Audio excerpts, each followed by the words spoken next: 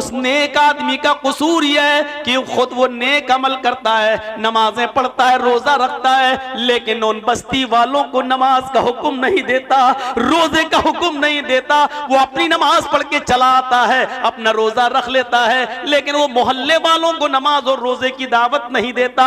मूसा अलैहिस्सलातु वस्सलाम की को अल्लाह रब्बुल आलमीन ने हुक्म दिया है फला बस्ती से निकल जाओ, क्योंकि अल्लाह रब्बुल आलमीन उस बस्ती के अंदर अपना अजाब नाजिल करने वाला है। आए मूसा तुम उस बस्ती को छोड़ दो। सुनो इधर, हम क्या लोगों को नमाज और रोजे की दावत और तबलीग करेंगे और लोगों को बुलाएंगे नमाज और रोजे की तरफ, जो कौम क्रिकेट खेलने में अपना दिन बर्बाद कर देती हो, जो कौम शतरंज खेलने में अपना दिन बर्बाद कर लेती हो, कार्ड्स खेलने में अपना वक्त बर्बाद कर लेती हो, कैरम बोर्ड खेलने में अपना दिन बर्बाद करती हो, उस कौम से तवक्को नहीं रखी जा सकती। मूसा अलैहिस्सलाम को अल्लाह ने हुक्म दिया कि आए मूसा फला फला बस्ती से निकल जाओ, क्योंकि उस बस्ती पर अल्लाह का अजाब नाजिल होने वाला है। तो मूसा अलैहिस्सलाम ने कहा अल्लाह उस बस्ती में तेरा एक नेक बंदा भी रहता है। लो, नेक बंदा, नेक कह दिया, अब आप समझ गए होंगे उसके अंदर हर खूबी है। नमाजी भी होगा, रोजदार भी होगा, अल्लाह वाला भी होगा, अल्लाह से डरता भी होगा, हलाल और हराम का ख्याल भी रखता होगा। मूसा अलैहिस्सलाम ने जब कहा आय अल्लाह उस बस्ती में तेरा एक नेक बंदा भी मौजूद है, क्या मैं उस बंदे को अपने साथ निकाल लूं? अल्लाह ने फरमाया नहीं, अय मूसा उस नेक बंदे को उसी बस्ती में रहने दो। अल्लाह का जब अजाब आएगा तो उस नेक आदमी पर भी आएगा। पूरी बस्ती को जब अल्लाह अपने अजाब में लपेटेगा तो उस नेक आदमी पर भी अल्लाह का अजाब आएगा। आने दो उसको, तुम उस बस्ती से मत निकालो। मूसा अलैहिस्सलाम ने कहा अल्लाह उस नेक आदमी का कसूर क्या है, उस नेक आदमी की गलती क्या है, वो तो नेक है। अल्लाह रब्बुल आलमीन ने मूसा से कहा अय मूसा उस नेक आदमी का कसूर यह है कि खुद वो नेक अमल करता है, नमाजें पढ़ता है, रोजा रखता है, लेकिन उन बस्ती वालों को नमाज का हुक्म नहीं देता, रोजे का हुक्म नहीं देता। वो अपनी नमाज पढ़ के चला आता है, अपना रोजा रख लेता है, लेकिन वो मोहल्ले वालों को नमाज और रोजे की दावत नहीं देता। वो नेक चीजों से का हुक्म नहीं देता और बुराइयों से नहीं रोकता। इसलिए उस आदमी पर भी अल्लाह का अजाब आएगा, मेरा अजाब उस नेक आदमी के ऊपर भी आएगा। ये वाकया हमें बतला रहा है कि हम नेक काम कर रहे हैं लेकिन बुरे लोगों को बुराइयों से नहीं रोक रहे हैं, और हम उनको नमाज और रोजे की तरफ नहीं बुला रहे हैं, अच्छे काम की तरफ नहीं बुला रहे हैं, तो हम भी बराबर के मुजरिम हैं। हम ही उसी फहरिस्त में, उसी लिस्ट में हमारा भी नाम लिखा जाएगा जिस लिस्ट के अंदर बुरे आदमियों का नाम लिखा हुआ है। हम बच नहीं सकते इससे। अल्लाह रब्बुल आलमीन ने कहा मूसा उस नेक आदमी को भी उसी बस्ती में रहने दो। उस नेक आदमी को भी जब अजाब आएगा मेरा, बुरे आदमियों के साथ साथ उस नेक आदमी पर भी मेरा अजाब आएगा, उसको भी मिटा दिया जाएगा। यह सूरत हाल है हमारी। लेकिन दावत और तबलीग में भी अल्लाह रब्बुल आलमीन ने एक चीज की शर्त लगा दी है।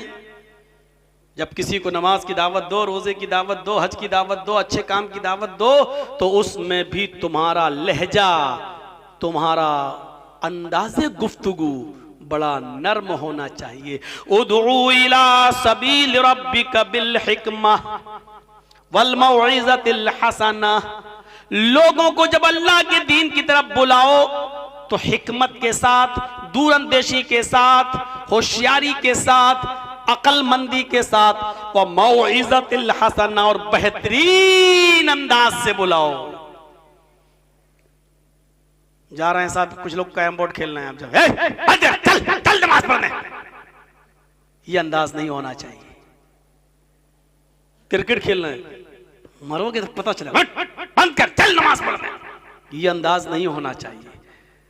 जब आप दीन की दावत के लिए भी किसी को बुलाएं तो उसमें भी लहजा नर्म हो, जबान से फूल झड़ रहे हों, और हिकमत हो, दानाई हो, अक्लमंदी हो, दूरंदेशी हो, इस बात का कोई याद रखिएगा, इस बात को मलहूज़ खातिर रखिएगा। साहब क्या कर रहे हैं? Carrom board. देखिए यार, आप जो चीज खेल रहे हैं, शतरंज खेल रहे हैं, कैरम बोर्ड खेल रहे हैं, मालूम है अल्लाह के नबी सल्लल्लाहु अलैहि वसल्लम ने फरमाया कि जिसने शतरंज खेला या हर वो खेल जिसमें वक्त की बर्बादी हो और फायदा कुछ ना हो, और एक और मसला याद रखिएगा, हर वो खेल जिससे सर फूटने का डर हो और आंख फूटने का डर हो, इस्लाम की नजर में वो खेल हराम है। अब मत पूछिएगा मौलाना क्रिकेट जायज है कि ना जायज, पाबंदी मोल मत लीजिएगा, अपने ऊपर मुसीबत मोल मत लीजिएगा। अल्लाह के नबी के जमाने में क्रिकेट नहीं था, अब जर्जी साहब क्रिकेट की हदीस कहां से लाए? एक उसूल बता दिया शरीयत ने, हर वो खेल जिससे सर फटने और आंख फूटने का डर हो, शरीयत में वो खेल हराम है। अब आपका हिसाब आसान हो गई है, चलिए नमाज के लिए। अल्लाह रब्बुल आलमीन हमारी हर हरकत को देख रहा है। आप नमाज पढ़ेंगे, आपको सवाब दिया जाएगा। हमें एक दिन मरना, इस दुनिया को छोड़कर जाना है, हमेशा के लिए कोई इस दुनिया के अंदर नहीं आया है, हमेशा आ भी नहीं सकता। जानते हो ना, एक बार अकबर बादशाह अपने गाल पर हाथ रखकर ऐसे सोच रहा था। बीरबल ने पूछा, अकबर बादशाह सलामत, क्या सोच रहे हो इतनी गहराई के साथ, दिमाग में क्या है? हम आपके वजीर हैं, मशवरा हमसे लेते हो, बताओ क्या सोच रहे हो? कहा, अकबर ने कहा, बीरबल मैं सोच रहा हूं कि काश ये सल्तनत, ये बादशाहत हमेशा के लिए अगर होती तो कितना अच्छा होता। यानी एक बार जो मुझे मिल गई, काश ये हमेशा के लिए होती। जो एक बार बादशाह बन जाता फिर वो कभी नहीं उतरता, उसकी पूरी जिंदगी के लिए बादशाहत होती तो कितना अच्छा होता। तो बीरबल ने उसकी सोच को एक ही झटके में ये कहकर खत्म कर दिया, अकबर बादशाह बात तो सही कह रहे हो, लेकिन अगर इस उसूल पर कायम हो जाए, अल्लाह रब्बुल आलमीन के इस उसूल, अगर अल्लाह ने ऐसा उसूल बना दिया होता तो आपकी बारी कैसे आती? आपसे पहले वाला बादशाह भी तो यही सोचता कि हम जिंदगी भर रहें और कोई ना आए, तो आपकी बारी कैसे आती है? कैसे आती?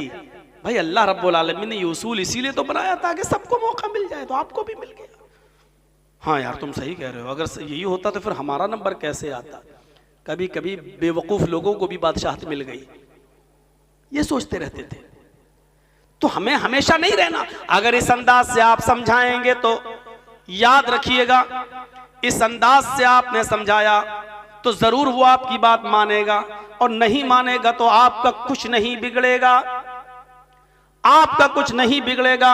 मेरे भाइयों, आपने अपनी मेहनत की है, नहीं अब आपका कुछ नहीं बिगड़ेगा, आपकी जिम्मेदारी खत्म हो जाती है। हजरत इब्राहिम अलैहिस्सलातु वस्सलाम ने 99 साल तबलीग की, 99 साल तबलीग करने के बाद भी उनके ऊपर एक भी आदमी इस्लाम नहीं लाया। इस्माइल तो उनके बेटे थे, इसहाक तो उनके बेटे थे, हाजरा तो उनकी बीवी थी, सारा तो उनकी बीवी थी, लूत अलैहिस्सलाम तो उनके भतीजे थे। ये लोग तो खुद एक नबी थे, इस्माइल नबी थे, इसहाक नबी थे, लूत नबी थे मेरे भाइयों। लेकिन 99 साल मेहनत करने के बावजूद भी इब्राहिम अलैहिस्सलाम के ऊपर एक्स्ट्रा कोई आदमी ईमान नहीं लाया, अलग से कोई आदमी ईमान नहीं लाया। तो इसका यह मतलब नहीं कि इब्राहिम अलैहिस्सलातु वस्सलाम की 99 साल की मेहनत बेकार हो गई। इस पर आदमी को निराश नहीं होना चाहिए, नाउम्मीद नहीं होना चाहिए। मेहनत कर रहा है, किया है, ठीक है। एक बाप अपने बेटे को पढ़ाता है, मेहनत करके पैसा कमाकर अपनी बच्चों की फीस पर खर्च करता है।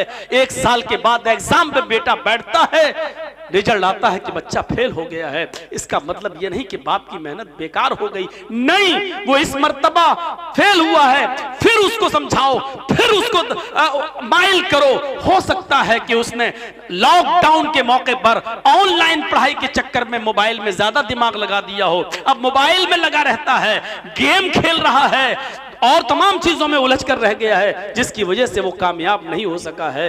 लेकिन ये कहना, आपके यहां इलेक्शन हो रहा है, 20 कैंडिडेट खड़े हुए हैं, आप जिसको जिताना चाह रहे हैं उसके लिए रात दिन एक कर रहे हैं, मेहनत कर रहे हैं, पता चलता है नतीजे के वक्त कि आपका कैंडिडेट हार जाता है, दूसरा कैंडिडेट जीत जाता है। इसका यह मतलब नहीं कि आपकी मेहनत बेकार, आपने मेहनत की है, लेकिन आपको थोड़ा सा अफसोस जरूर होता है, वो होना चाहिए। लेकिन दावत और तबलीग का मामला ऐसा है कि यहां अफसोस की जरूरत ही नहीं है। आपने दावत दी, उसने माना तो ठीक, आपको सवाब, नहीं माना तब भी आपको सवाब, क्योंकि हिदायत देना ना देना आपका काम नहीं है, हिदायत देना और ना देना ये अल्लाह रब्बुल आलमीन का काम है। तो मेरे प्यारे साथियों, हमें ये सोचना चाहिए, उदउ इला सबील रब्बिका बिल हिकमति वल मौइज़तिल हसना। कितनी प्यारी बात कही जा रही है, उदउ इला सबील रब्बिका बिल हिकमा, लोगों को हिकमत के साथ, होशियारी के साथ, दानाई के साथ अल्लाह के रास्ते की तरफ बुलाओ, दीन की तरफ बुलाओ, दावत और तबलीग की तरफ बुलाओ, वल मौइज़तिल हसना, और उसलूब अच्छा होना चाहिए।